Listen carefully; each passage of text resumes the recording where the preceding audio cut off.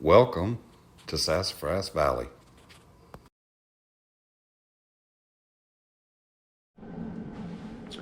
Okay, well, I have this rigged up now. If you'll remember, I rough cut these outsides and insides here on the scroll saw, and I glued them together, and now I need to make this perfectly round. Now, if you remember, I did this on the router table for the plastic parts. There's a problem with doing them with wood. Plastic has no grain, wood has grain. And you'll notice that each one of these intersections, the grain runs the opposite direction. And when you're using a router bit and you route into the grain, you tend to lift it and you get a lot of pull out and splintering. So what I've chosen instead is to use the sanding disc, and it'll take a little bit longer, but it'll give every bit as good a finish on it. So I'm just going to go ahead, and you'll see that as I start here, it's pretty rough, and there's some areas that will touch it as it goes around. There's other areas that won't, but that's okay. I included extra thickness here, knowing that I was going to be sanding it back. So I'm going to get this started, and let's see how long it takes to get these down till they're round.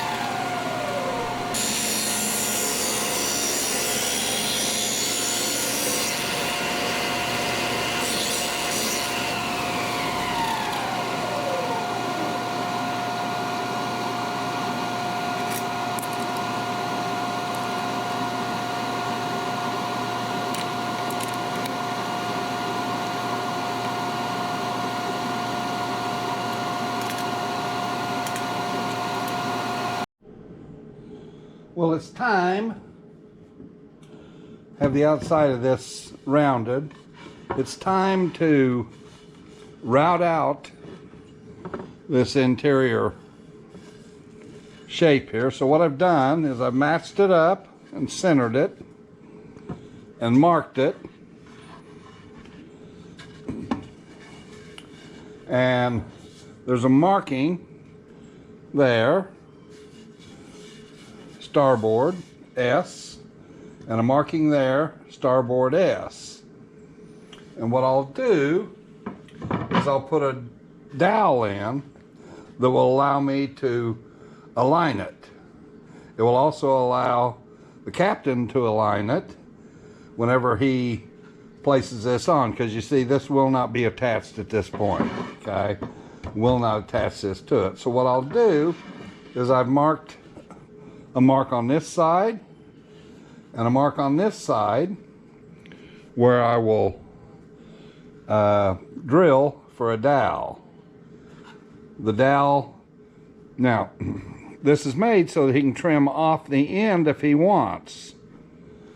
So what I'm going to do is this will be a deep hole in here. This will be down 2.5 inches deep. This one can't go through, so it'll only be 1/2 inch deep in here. But they have to line up exactly perfect so that when they place this on there, it will match up to the way that it's routed. So I'll I'll put a dowel pin or hole center locator in this hole and this hole. After I get them drilled, then I will place this on it where it needs to be and tap it, and that'll mark where I drill the holes in here. There'll be one here and one over here. The exact location, well, that's what the pin locators do. So I'm going to take this over and drill this hole first, because I know where this is. I'm guessing where this is, okay? Until I get the pin locations in. Take it over, and I'm going to drill this hole in each side of each one of these so that I can go ahead and get them mated up. That will also mate it up mate the parts up temporarily with no glue or anything else, just with the dowels holding it in place, so that I can then route it this inside shape here. Route this out. There's more than I need here, so I'll probably take it to the scroll saw and trim it back so that when I route it, I don't have so much material to use. This is wood. There's a chance that it can splinter because I am going to be going across the grain, as you can see. Okay?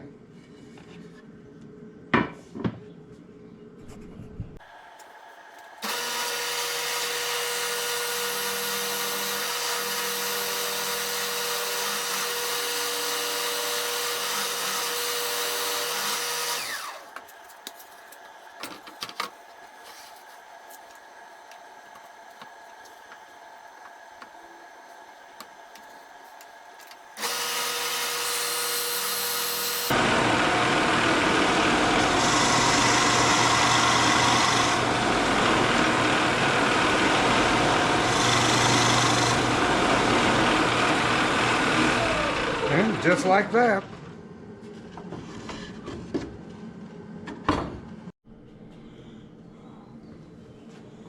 These dowel centers are pretty tight in the holes.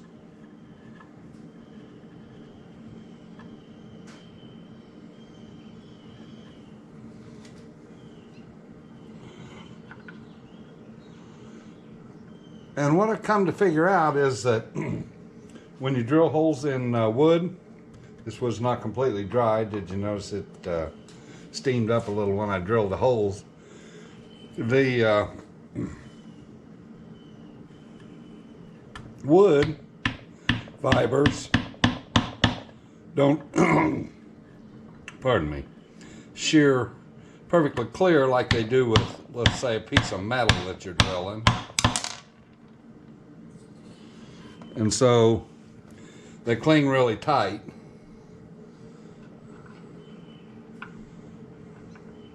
That's the kind of mark that they'll leave. I could just pound these in with a rubber mallet, but found that this works pretty good.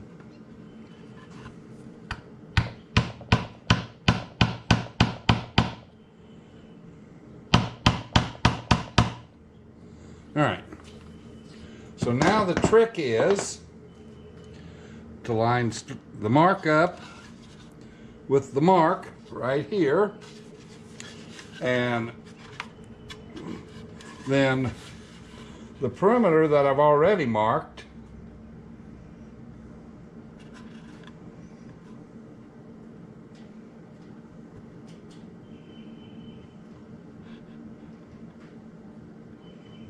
needs to line up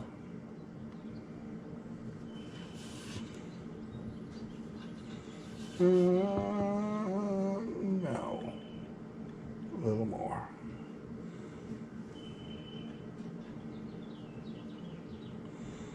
I think I like that.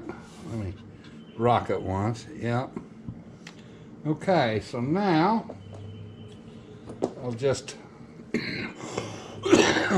tap it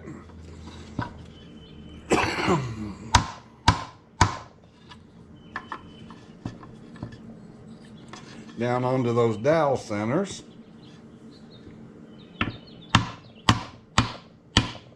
And when I lift it, I should be able to see where I need to drill. Okay.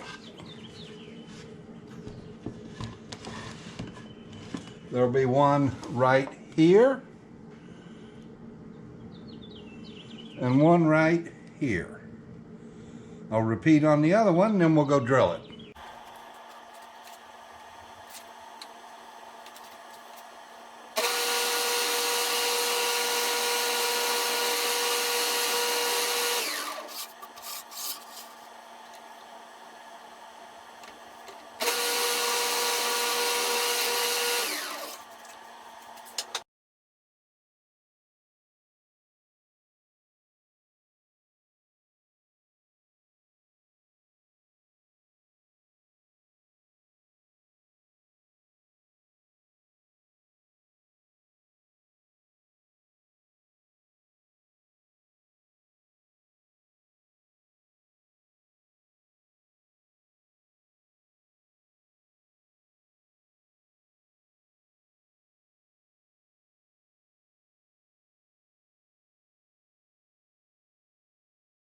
Well, I got this set up. I have the flush trim bit on here, and I'm going to do the same thing to this that I did on the front. Different speed because this is hardwood, and plastic has to be pretty slow. So I have this set at approximately, let's see where it is. It's 12,000 RPMs, and I'm going to use the casing here as the pattern that the bearing will follow, and then the bit will flush trim to it. I'll be able to go about halfway around, then I'll have to reposition and do some more. I have to be very careful because this is a hardwood, and the grain runs contrary to the direction of the bit. But I can't really run the router backwards. It's unsafe. And so I'll just have to kind of just carve at it a little bit at a time. I got the vacuum set up, and it won't get all of it, but it'll get some of the sawdust as I do it. So I'm gonna go ahead and turn that on and get this thing carved out. Got 2 of them to do.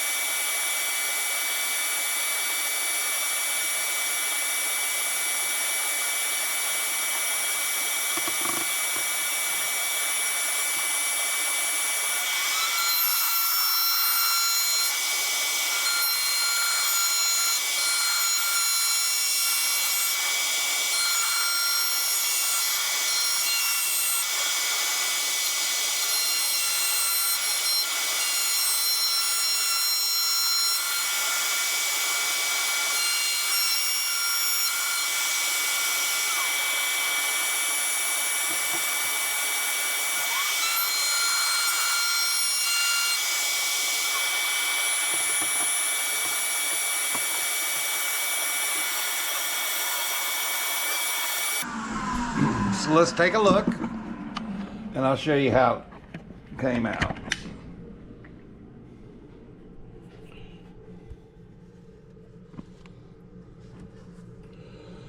It won't do an exact perfect corner, okay, because it has a bit of a radius in it, but I'm not too worried about that. It won't show up too bad. But as you can see, it trims it pretty flush. Okay, perfectly flush with that. Now, there will be a mark around here, and that's where the bearing rubbed on it. Not a big deal, that'll sand right out. So I think I need to put the quarter round on the inside and the quarter round on the outside, but I'll probably do those over at the router table because it's easier to control it. But anyway, I'm gonna get these unclamped, get them apart, and we'll get that router done. This is a 3/8 radius round over bit for the outside, then I'll change it to a 1/4 inch for the inside.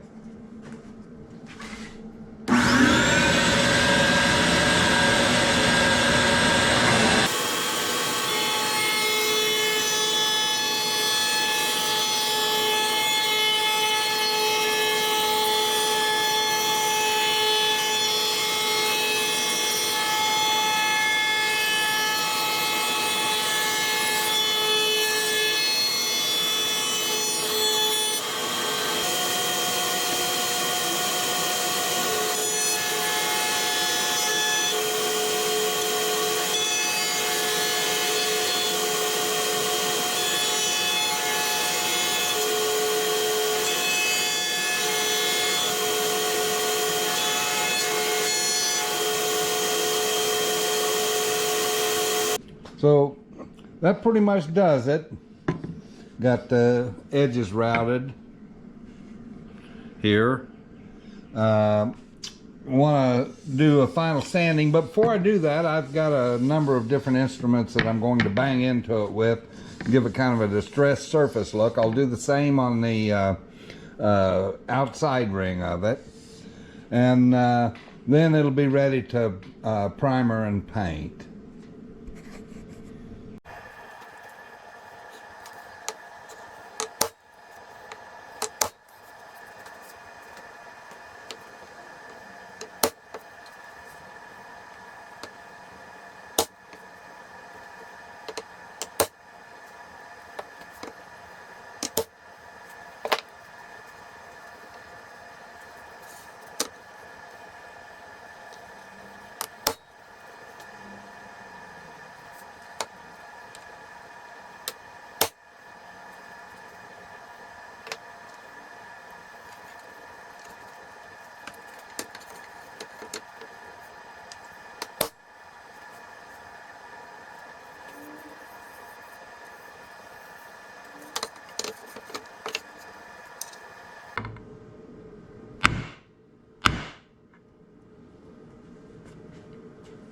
There.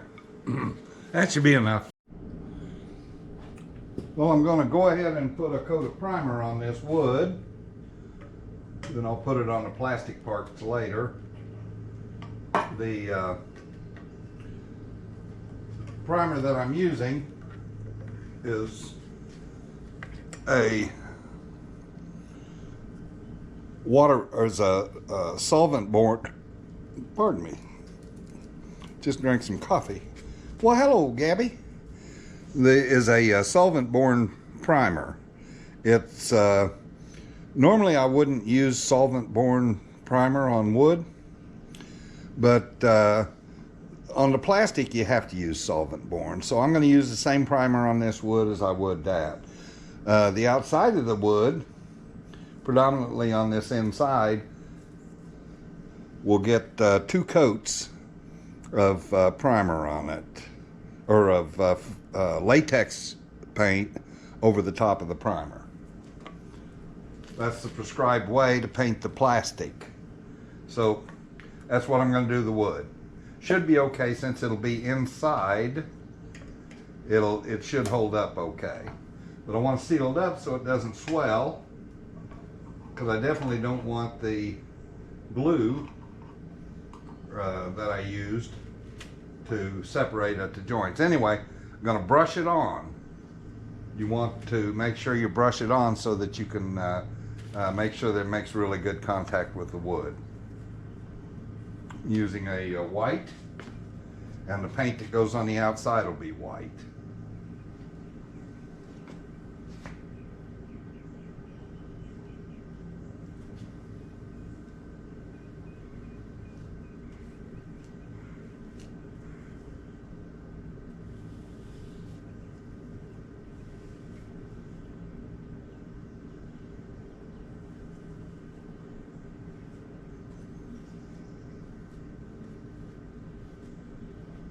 Want a nice thin coat, fairly even. It doesn't have to be totally even because, as you know, I'm going to paint over the top of it with a latex.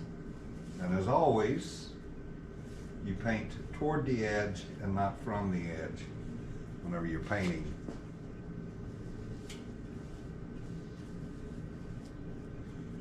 And you don't want to have drips.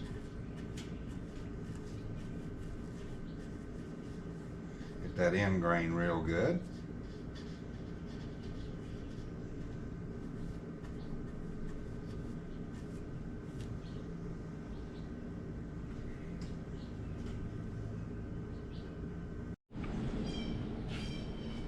Well, I've got to paint these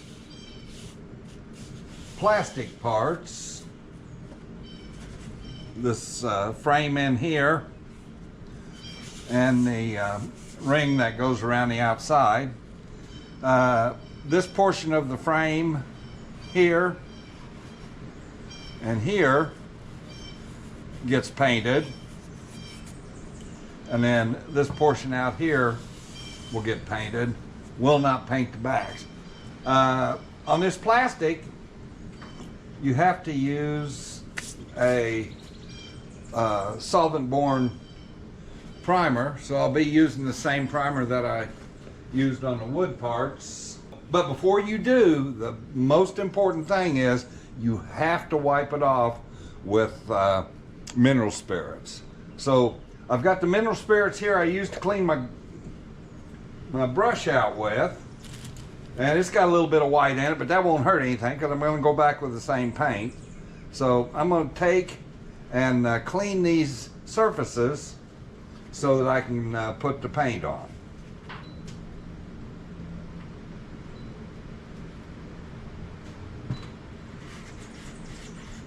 I'm just trying to wipe the dust off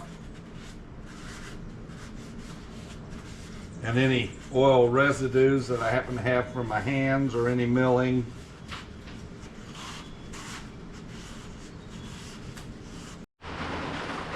Well, while it was raining hard, it's let up pretty well now.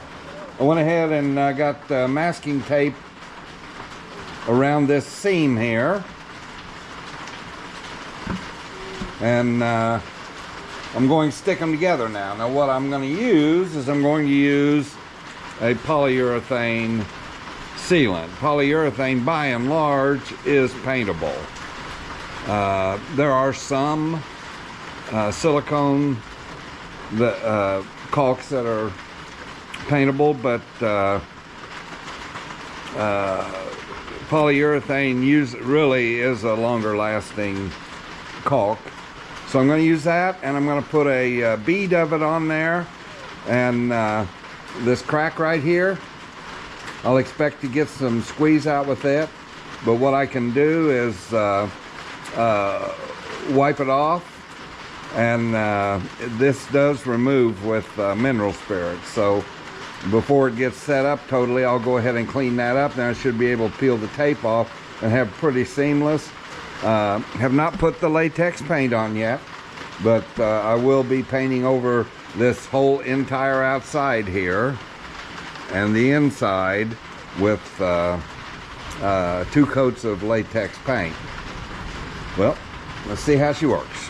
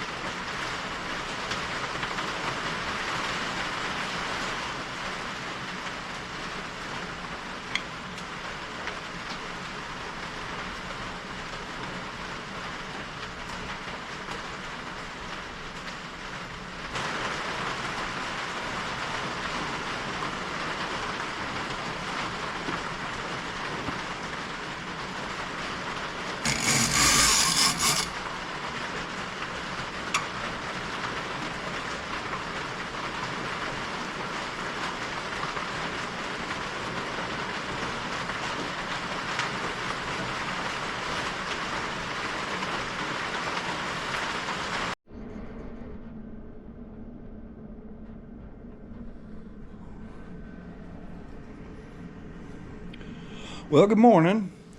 This is the day I'm going to finish up those porthole windows. I've got the glass in. I haven't checked it yet to see how it fits. So we'll do that, and then got to put the glass in. Well, let's go look.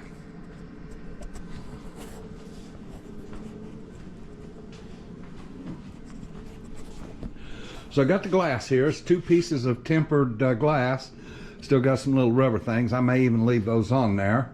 But where you can't get to the back side, I'll go ahead and clean the back side. It's kind of dirty. But let me just set that in there and see how they fit.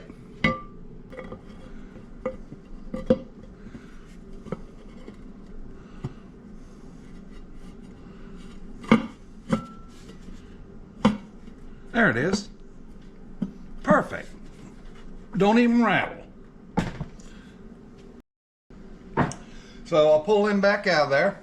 I'm going to use that same polyurethane sealant that I used to join the 2 parts together.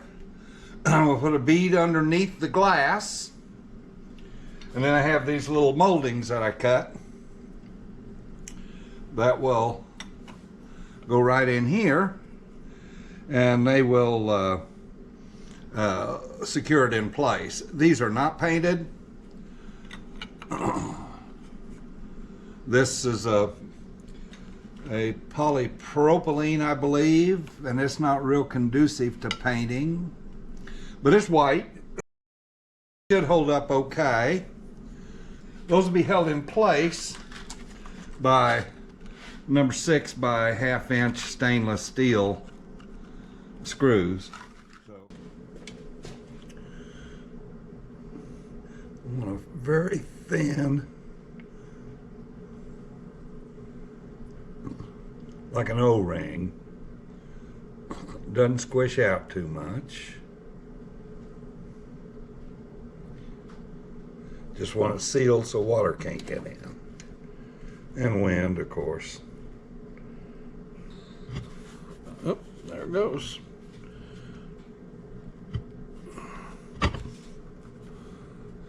Okay, I got seal all the way around. Yes, sir. I got seal all the way around. Perfect. Okay. Yep. Now I won't seal this outside here because if you have to replace the window, of course, you'll never be able to get the molding off. So let's put those in.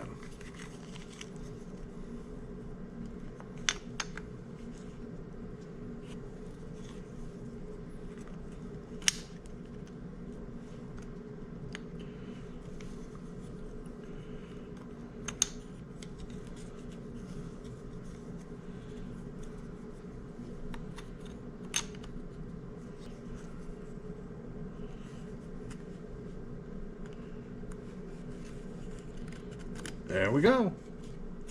Okay, now, if I can figure out how to screw these in without breaking the glass.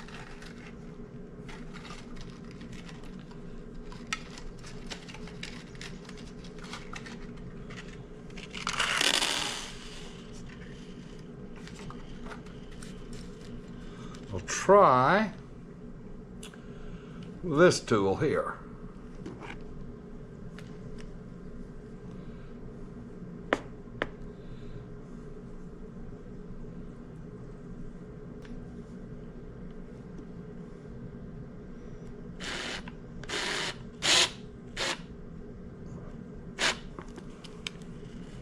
Huh.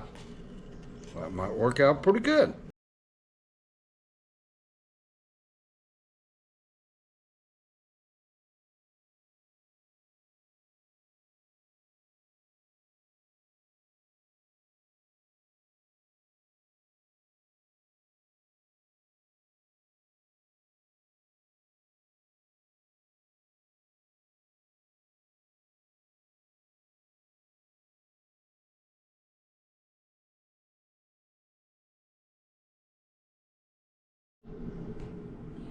Well, I have these completely finished now. take a look. So this is the port side, and it's marked port, and the pegs go in. Okay.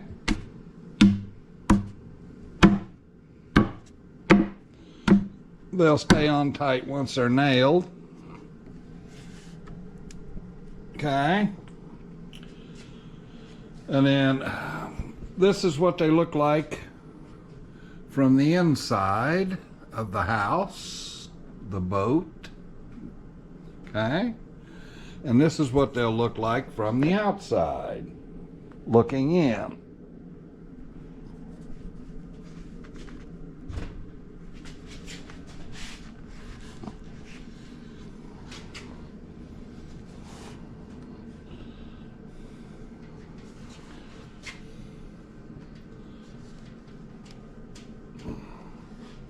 Okay.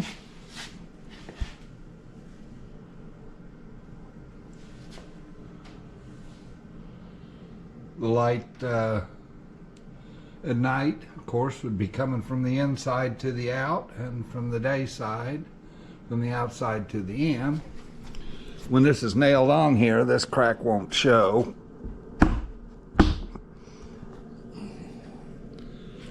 Okay. But it has to be off of there, of course, so he can install it. But anyway, that's what they look like.